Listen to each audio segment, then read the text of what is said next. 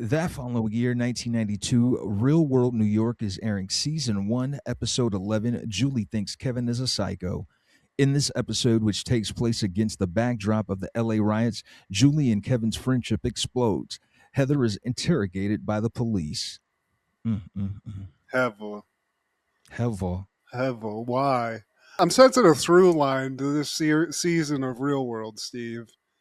Bunch of white people, and then Kevin just kind of getting cornered all the time. Like, why'd you say that? Why did you put this note here? I'm white. Why do you think Chappelle made that skit? This is it. I mean, he watched this exact season, and poor goddamn Heather and Kevin are in here with the whitest of whites. And I just got to give a special shout out to Eric, the buff, like, party boy guy. Jay Moore on He's P90X. Especially douchey in this episode. Super douchey, but not just this season. You could clock probably several, man. Just like the other season we covered in Los Angeles with David. No, you assaulted her. I just pulled the bitch's blanket off. No, you tried to finger blast her. I saw you. You penetrated her, and we all saw it. And then you said, "Fuck you, I'm a man," and left. We don't feel safe, David. I love that is exactly, there's literally a line in this where it's like, I'm not staying here and alone with the fucking Kevin. That's it. And I gotta say also, Julie, stop with the fibbing. Stop with the fucking fibbing. I didn't go back to see if maybe in the previous episode we saw more of like this described incident that happened. Yeah.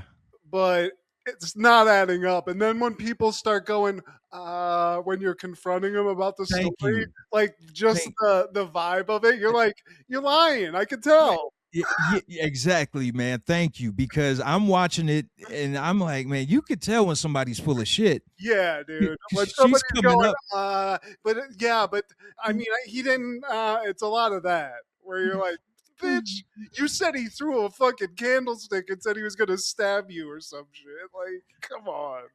And then he pistol whipped me. And then he spit in my face and rubbed his sack on my chin. It's like, where's the spit at, bitch? Show me the spit at least. He came on my teeth. All I said was, I don't know. You people just make me uncomfortable. And all of a sudden, Kevin goes off about racism. I don't get it. Andre, Rockstar guy, come over here and explain white people to this guy because he's not getting it. And I feel unsafe. Hey, they get straight to it at the beginning of this episode because it starts off with Julie basically saying Kevin is violent. He got in my face. He said things that I was not comfortable with. And I was like, Kevin, I love you. I'm super into everything you're saying. And then he went off crazy on me. I think she's telling it to initially Eric and Heva. And I like Heva. I'm going to call her Heather. I'm going to stop saying Heva. I won't. Actually, I'm not. Heva, she has a good attitude, which is, I didn't see shit. She's kind of ambivalent to it and knows she's dealing with crazy whites. Yeah, at least she's cognizant of that part. And she starts her freestyling off. Yeah, he threw a candle at me and he spit at me. And then he said he's going to break all my fingers off. And Eric, he's immediately taking the bait. He's pissed and he's acting like he's about it. There's going to be a problem when he gets home. Because nobody messes with my girl, Julie. She has no reason to lie about this. I love this show, but there's no way I'm going to a funeral. Yeah. Okay. I'd be like, also, you know, I know you're not supposed to talk to the camera people, but I'd like go aside at some point and be like, can we see a tape? I don't believe anything this bitch is saying. So she gets it out to two people. Eric takes the bait. At some point, Norman comes into this. Norman's like the sort of like professional gay dude, cool dude. He hears about it and immediately goes off too because he believes the shit. But then I think he immediately confronts Kevin. He's the only person enough to like go up and say something to Kevin. But what I took away from their discussion was he's coming in hot thinking Kevin did this crazy thing. Kevin's like, yo, dude, like, no, that's not what happened, and kind of explains it. And Norman basically calms all the way down. He's like, now I want to hear what Julie has to say because it's not adding up. And he also tells him, Norman, you were not there. For you to get this agitated, you didn't see anything. You weren't here to witness it, bro. Like, Probably man, for, like, physical. Like, Norman's actually up in the dude's face. Like, what yeah, the fuck? It looked like he could actually start pushing him. But I think at this juncture, or in this explanation of five that Kevin has to give about this, I think he kind of explains that one of the reasons that he said anything to Julie in that moment was that I think she interrupted like a phone call that he was on. And I think it was like a phone call to get like a gig, if I'm at not a mistaken. record label. Yeah. So, and like Julie got on and was like, who the fuck is this or something, and basically fucked his job opportunity up. So, dude, if that happened to me and I had a roommate that did that, that shit would get real crazy, honestly. Yeah, and not just with words, man. I remember how broke I was coming out of Bowling Green. And if I was to land something in my field and then somebody that I know, it doesn't even matter if it's friends or family, man, I'd definitely be on 11. I mean, seriously, there'd definitely be holes in the wall. Some would happen because I'd be going off, especially you're living in New York and what you just said about it actually being some cool job. Yeah. So she got lucky, kind of. But Julie, after these explanations and this her part of it, she's like, I am not going to stay alone in this house with Kevin ever again. I just don't feel safe. And she's telling Kevin about him throwing the candle and saying all of these things. And he was like, I didn't throw that, Julie. I don't even know what the hell that is. And I didn't spit on you. I'd really zero in on that. I'd be like, if I spit on you or there's like spit anywhere, show it to us. There's got to be some evidence of this. And as far as like the candlestick, I'd be like, bitch, this ain't Clue. I'm not sitting here trying to murder somebody about this. And I would have said what he told Norman to everyone else too. I'd be like, this bitch fucked a job opportunity for me up. Fuck Yeah. this show. We ain't gonna be on this show forever. Sorry, this fucking hayseed is an idiot and fucked my shit up. Eric wants to hear none of this because he's like, this isn't the first time we've seen Kevin do this. You know what? Do you think she made this up, Norman? I'm rooting for Julie. I'm Team Julie all the way, Norman. I don't even know how you can listen to him. You've Yeah. seen him do stuff before, bro. Seen it. Look like Jay Moore. He does, dude. He looks like Dan Cortez, honestly. It looks like a pre Dan Cortez. He has a little more weight on him, but whatever, dude. Eric's bodied up. He's here to party, and what he's doing is just white knighting so he can try to fuck Julie. He probably doesn't give a shit at all, or knows she's lying, but he's got to get that sweet, sweet, Steve. Yeah, throw your cape on, Eric. And now we cut to the Poets Cafe. Kevin, he gets a cool introduction for a guy who's not a celebrity at this point. He comes out and his poem is Mental Terrorism. Because I think we're all going through that right now. Woman, whoa, man. Honestly, though, I think he is kind of like known in whatever this beat poetry scene is. I didn't know that was still going. Well, I guess it was like Def Poetry Jam, but I was just never into poetry, Steve. I guess Would you have done this? Would you have gone up and done I've, Mental Terrorism by Steve G? white people do this. Black people do that. But he does his thing, Steve. He's got pages on pages here. Yeah, he's got a novel. He does it all. Is the girl he's with just like a friend? I don't know if that's like his chick or what, but he's got a nice little tenderoni, Steve. He's lining it up. I hope they're together. They look good together, man. Very Afrocentric, if you will, because Artistic too. They look like they have a library wherever they live.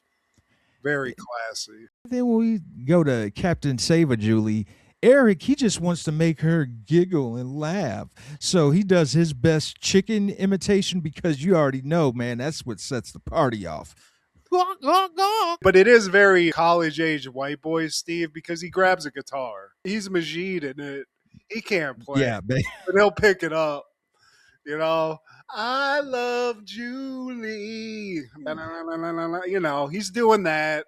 He's cheering her up. I think he's days away from getting into that sweet, sweet Steve. Yeah. She loves it. That Oh my chicken. God. Are you doing a chicken impression?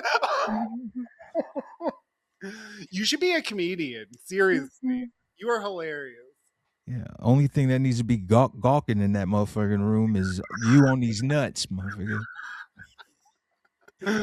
Always in my face. Talking this and that. Kevin, he's on a high right now from the poetry jam. Eric's on a high of just trying to degrade himself to get some pussy. And then we come back. Kevin's out. He took his lady out to Jersey City. They must be romantic or something because he's showing her the hood, Steve. He's showing her where he's from. Showing where he's from. Yeah, this is where we used to poem battle on the corner over here. And then here's my boy Eric. You know what I'm saying? He's just surviving. That's what he's doing. Eric, you know what I'm saying? Throwing the football around. He got a kid, man. He's doing all right, man. He looked kind of sad, but what's up, Eric? Here, let me give you a little invite to a party I got. Eric's like, man, we haven't hung out in like 12 years, Kevin. Yeah, we're still on camera. But Shut up, man. Yo, shut up. we cut back to the pad, and old boy, freaking 10,000 maniacs, he's pissed at Kevin because he sees this Dred Scott quote. It's like, dude, it's like you're taking it out on every one of us. Andre, get him. Tell him what he's doing to the white people in this house. That's literally what he's. It's like you're taking it out on us, dude. We haven't done anything, bro. I'm in a Skid Row cover band. That's all I can do. You think I'm racist, bro? Look, man, this country's racist. I was accused of spitting in someone's face and throwing something. I don't know whatever the hell that is. Whenever a black person has an opinion, we're considered a threat. And every time I walk into this place that I'm supposed to be an equal roommate in, somebody comes up to me and goes, Kevin, what'd you do? Explain yourself, Kevin. What the every episode we've watched of this season is this episode. Kevin said something, and some white person's like, did you hear what Kevin said? Kevin, why are you saying this? Why do you have So to remind us about all this stuff? so problematic. And Jesus, dude. I do love that these people are so like ignorantly racist and that like they don't know way where they're just cool to say all this shit on camera. I hope they watch it now and are embarrassed as fuck because they're like, why are we ganging up on this black guy all this time? It's from all it is. from telling his story, and That Kevin does at least. violent beat poet. That violent poet. He's here to he threw a candlestick. And but Kevin does acknowledge that Julie surpassed his expectations of a southern white girl. I could tell that she wants to be a different person. And to say one as devil's advocate, she's a hick from like the deep south. So every white person she's ever met is probably racist. And how many black people has she met? I'd say probably none. I think she even said that. So they do have like a conversation again because Kevin's like, I'm sick of like living like this. So he takes her outside. They start talking again, but it just devolves into the same shit that it always does, where he explains his opinion and then Julie tries to yell over him because she can't stand to hear the fact that she's ignorant to her face. And she's trying to cause a scene. Yeah. Like she turned up real quick. Like it went from being pretty subtle, everything was cool. Then once they got outside and started talking, she turned up. I felt like that was a act, like a setup. Yeah, and also plus like the thing of it is you're on camera the whole time anyway. So she's just a little young whitey chick, Steve. She's outside like pushing him and stuff. Pushing him. She's doing all that, yelling at him, making a scene. If Kevin does that in or outside the house, he not only is going to get the same treatment, but he's being filmed looking crazy because these people are driving him nuts. So there's no winning for him other than to just kind of do what he does here, which is just take the ear beating long enough to where he's like, you know what, Julie, let's just squash this. We're cool. I like you. And that's kind of how it ends. Yeah. You know, and you can tell he's just like, whatever, man. I'm sick of fucking hearing all this shit. So we're good. Cool. And Kevin and Eric, I don't know if they have the same birthday or they're around each other, but they're having a B-Day bash. It's not as good as Parker Lewis's B-Day bash, but it'll Nah, suffice. it looks like it's turning up, but we don't really get to see the party turn up too much because immediately there's just this chick who looks pissed off, and we find out Heva kind of took it upon herself to be the party police. And I guess this lady walked in, tried to take a cup for some drinks, and Heva took that personally and popped the chick in the mouth. Or Hey, it's something. I don't know exactly where she hit her, but you know, Heva, I mean, she's inducted, man. She's the roadhouse bodyguard of this party. She hits the lady, and what we see is a lady leaving going, I'm calling security. yeah, Oh, bitch. not security. She's calling the cops. Yeah, Hey, Heva, she paid for that Grand Marnier. You just not gonna take her cup. that's my Alizé.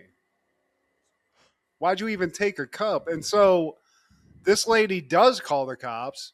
We see like 10 cops roll in, and I don't know exactly what happens here, but Heva's getting locked up, Steve. She's getting taken to the pokey. Little assault charge, it looks like. TBD.